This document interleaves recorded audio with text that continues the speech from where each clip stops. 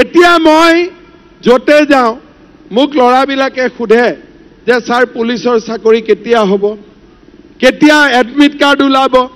তাৰমানে ল'ৰাবিলাকেও গম পায় যে এতিয়া দৌৰিলে চাকৰি হয়, টকা দিলে চাকৰি নহয়, হয়নে নহয়? এতিয়া মই আৰু এটা ল'ৰাবিলাকৰ কাৰণে এটা ভাল কথা কওঁ। কিছুমান ল'ৰাই ভাবে যে পুলিচৰ ইণ্টাৰভিউ কেতিয়া হ'ব, মোৰ মিটিঙত আহিলে গম পায় যে জুলাইত পুলিচৰ ইণ্টাৰভিউ হ'ব। অৰ্থাৎ ইলেকশ্যনৰ মিটিঙতো মই মানুহক ভাল কথা ক'বৰ কাৰণে চেষ্টা কৰোঁ, যাতে ঘৰত গৈ মানুহে মই কি ক'লো বুলি যদি মনত পেলাই দুটা ভাল কথা শিকিব পাৰিব।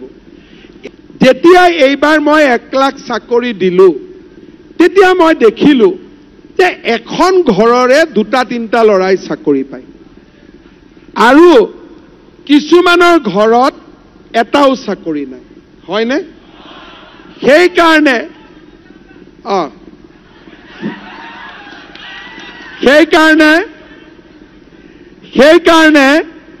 এইবাৰ আমি কি সিদ্ধান্ত লৈছোঁ যে যাৰ ঘৰত চাকৰি নাই সেই ল'ৰাই যেতিয়া পৰীক্ষাত ইণ্টাৰভিউ দিব তাক আমি এক্সট্ৰা কৰি 10 নম্বৰ দিম।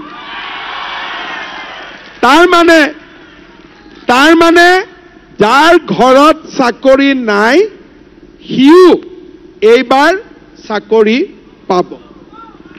এজন ঘৰতে 2-3টা চাকৰি হোৱাত কৰি চাকৰিটো সকলোৰে ঘৰত হ'লে গৰীব মানুহৰ লাভ হ'ব, হয়নে?